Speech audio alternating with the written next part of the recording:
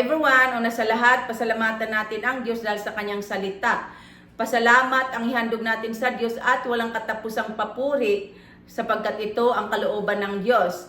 Okay, 1 Corinthians 10 verse 13 nasusulat na wala pang pagsubok na dumating sa inyo na di dinanas ng lahat ng tao. Okay, bago ito sinabi ni St. Paul, sinabi niya sa previous verses ang tungkol sa mga tao noong unang panahon sa Old Testament.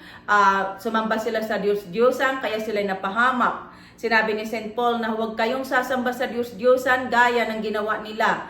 Ayon sa nasusulat, Umupo ang mga tao upang kumain, uminom at tumindig upang sumayaw. Sinabi ni St. Paul, huwag kayong makikiapid or huwag kayong sasamba sa Diyos-Diyosan gaya ng ginawa ng ilan sa kanila. Kaya't 2,300 ang namatay sa isang araw. Napahamak sila dahil sa kanilang pagsamba sa Diyos-Diyosan. Itong mga taong tinutukoy ni St. Paul ay ang mga tao noong unang panahon, noong umakyat si Moses sa bundok Sinai upang kunin ang kautusan ng Diyos. Nainip ang mga tao sa kahihintay kay Moses, kaya't gumawa sila ng reboltong gintong guya. Sinamba nila ito at sila nag-celebrate, sila kumain, uminom at sumayaw. Nasusulat ito sa Exodus chapter 32. Kaya dito sa 1 Corinthians chapter 10, binababalaan or winawarningan tayo ni St. Paul na huwag tayong sasamba sa Diyos-Diyosan gaya ng ginawa nila. Sinabi ni St. Paul na nangyari ito sa kanila bilang babala sa iba o sa ating mga nabubuhay ngayon at nasulat upang turuan tayong mga na inabot ng mga huling araw, mga huling panahon. Okay, sinabi ni St. Paul na mag-ingat ang sinumang nag-aakalang siya nakatayo, baka siya mabuwal. Sinabi ni St. Paul na wala pang pagsubok na dumating sa inyo na di dinanas ng lahat ng tao. Itong sinasabi ni St. Paul na mag-ingat ang sinumang nag-aakalang nakatayo, baka siya mabuwal. Ito ay ang mga taong sumasamba sa Diyos-Diyosan o mga taong tiwala, sobrang tiwala sa sarili. Di sila nagtitiwala sa Diyos. Hindi sila nananalig sa Diyos. Ngunit sa mga taong nananalig sa Diyos at sumusunod ng tapat sa kanyang mga utos, sinabi ni St. Paul na hindi ipahihintulos ng Diyos sa kanila na sila'y subukin ng higit sa kanilang makakaya. Kung tayo nagtitiwala sa Diyos, pagdating ng mga pagsubok na iyan, ay bibigyan tayo ng Diyos ng lakas upang mapagtagumpayan natin iyon. Okay, sinabi ni St. Paul sa 2 Corinthians chapter 1 verse 8 to 10 na napakabigat ng aming dinanas. Ano pat nawalan na kami ng pag-asa na mabubuhay pa. Akala namin ay dumating na ang aming oras. Sinabi ni St. Paul, ngunit nangyari iyon upang huwag kaming magtiwala sa sarili or manalig sa sarili, kundi manalig sa Diyos na bumubuhay sa mga patay. Sinabi ni St. Paul na kami iniligtas ng Diyos at patuloy na inililigtas. So ipinahihintulot talaga ng Diyos ang mga pagsubok na iyan upang huwag tayong manalig sa ating sarili kundi manalig tayo sa Diyos. Itong sinasabi ni St. Paul na nagdanas sila ng napakabigat na pagsubok, ito ay ang nangyaring kaguluhan sa Ephesians.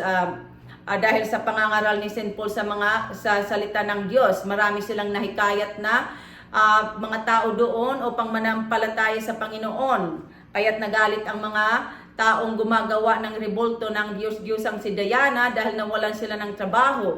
Kaya't pinagtangkaan nilang patayin si St. Paul at ang kanyang kasamahan. Ngunit sila ay iniligtas ng Diyos sa tiyak na kamatayan dahil sa kanilang pagsunod sa Panginoong Hesukristo. Sa panahon ngayon, ang daming mga pagsubok na dumarating sa mundo. Kaya tularan natin si St. Paul at ang mga apostol sa kanilang pagsunod sa Panginoong Hesus upang tayo maligtas at patuloy na maligtas sa mga pagsubok na iyan. Huwag tayong sasamba sa Diyos-Diyosan. Ang mga Diyos-Diyosan ay hindi lamang ito mga rebolto na sinasamba ng tao.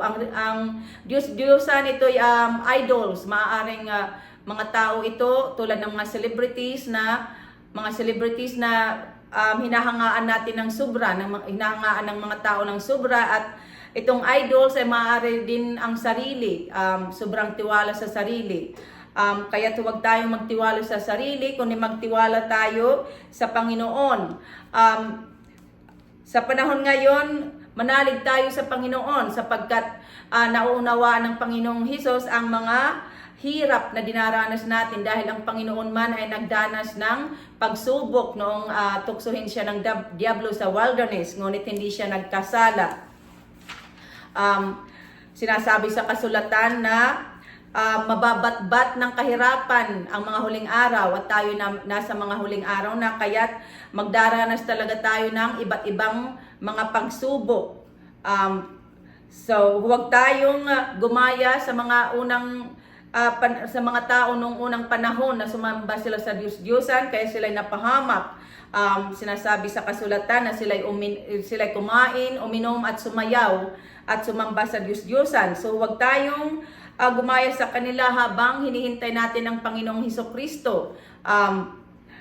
Huwag tayong maglalasing at mag-night clubbing. Yan ang ibig sabihin na umupo sila upang kumain, uminom at tumindig upang sumayaw. Sa panahon natin, ito ay paglalasing at night clubbing. Huwag natin gagawin iyan. Huwag tayong sasamba sa Diyos-Diyosan habang hinihintay natin ang muling pagbabalik ng Panginoong Hesus, kundi manalig tayo sa Panginoong Hesus at sundin ang kanyang mga utos upang tayo'y maligtas at upang patuloy tayong iligtas ng Panginoon.